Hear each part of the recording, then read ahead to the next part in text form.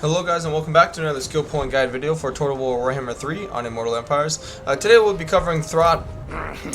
Skaven are definitely one of my favorite factions, and Throt is very quickly becoming one of my more favorite legendary lords in the race as well.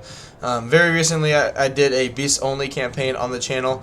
Don't forget to check that out if you guys haven't. I really enjoyed it. I hope you guys will as well, because initially I really didn't like him, but his faction mechanics and everything kind of changed my mind about that.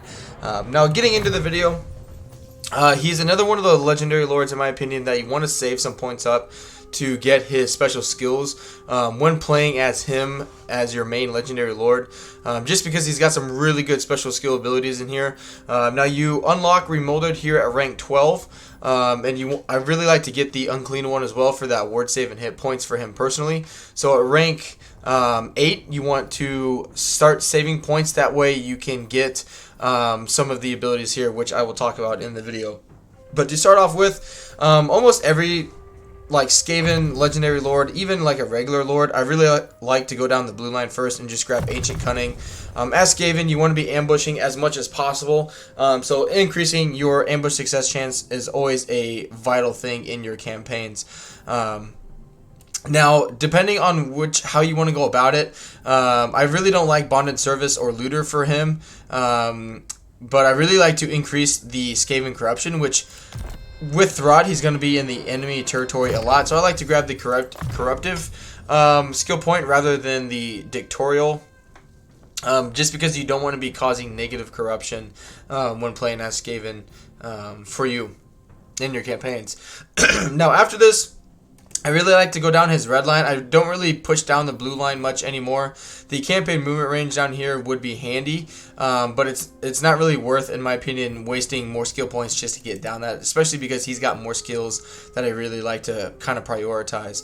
But because of that, and I really like to use either Mutant Rat Ogres or Rat Ogres or Brood Horrors in his army, I do like to go down the red line a little bit and get Molder Knowledge. That way you're able to increase their charge bonus as well as their speed, so they can move around the battle map a little sooner there. Now, if you are counting points, we got 1, 2, 3, 4, 5, 6, 7, 8. So at this point, once you put 2 points into Molder Knowledge, start saving up points until you hit rank 12, which you'll unlock Remolded, and then you want to start spending skill points again because you want to grab all of these abilities up here at once. I really like to grab the Monster Throttler just so you get more growth juice when recycling units faction wide. That's really handy. Also giving him a little more bonus versus large and armor piercing damage. And the other one I really like to get is the Specimen Collector for the replenishment rate, income from post-battle, but more importantly, the growth juice gained from battles plus 10% faction-wide. That's going to be pivotal in your campaigns because you need more growth juice so you can get more bats, so you can get more monsters, and you're basically like a second regiment of renown pool for Throt. And then also so you can get the Unclean one ability down there. I do like to get the Master of the Mutated as well as the Leadership and Perfect Vigor for him, but it's not essential in early on the first 2 points I like to get. So that would be point 9, 10, 11, and 12 there, in case you guys were counting in terms of saving up skill points. Now, after that, after saving those points, I do like to grab the Master of the Mutated, just so you provide more missile resistance, weapon strength, and melee defense for your monster units. Again, assuming you're kind of playing the thematic situation for Throt, which is getting the monster entities, and I highly recommend it. It's a really fun campaign. But then just finishing out his special skill line, getting Ravening Hunger. I just prioritize the other points first to get the Unclean one, and then I come back to it. But then after doing his blue line and then special skill line, I do like to finish out his red line just a little bit by getting more charge bonus and speed for your monster units. But then after that, it's kind of up to you what you end up wanting to go. You can finish his red line, make him a little stronger in melee, or kind of get some of the abilities up here. Personally, I like to grab the Warpstone weapon. That way he does magical attack as well, you know, a little more armor piercing damage. But the magical attack will help him out quite a bit in case you end up going to war with some Chaos factions, but also to bypass any physical resistance that you may encounter when fighting Kislev or the Empire. Or even the dwarves, if they somehow get physical resistance there. But then I do like to go down his melee line just to make him a better fighter. Once he gets on his Brood Horror mount, his Brood Horror mount is really powerful. Like to grab first off Blade Master and then Indomitable, just because Skaven have really low leadership. You don't want him routing, so I like to grab these two first and then going down the rest of his melee line. Getting Woundmaker, more hit points, more melee defense, more speed. Again, speed is always very valuable for any unit really. And then grabbing Deadly Onslaught, and then coming back and getting some Thick Skinned for the armor. That way, since he's on a bigger mount, he's pretty susceptible to missile damage. That way, it'll just protect him a little more there. And then grabbing Ruin and Decay.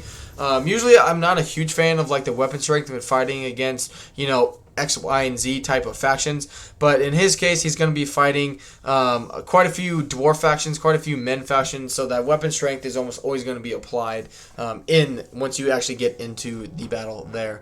But then after that, I do like to come back and finish out the red line, and really kind of depends what skills you want to end up using. It's more about just getting down to the second part of the red line.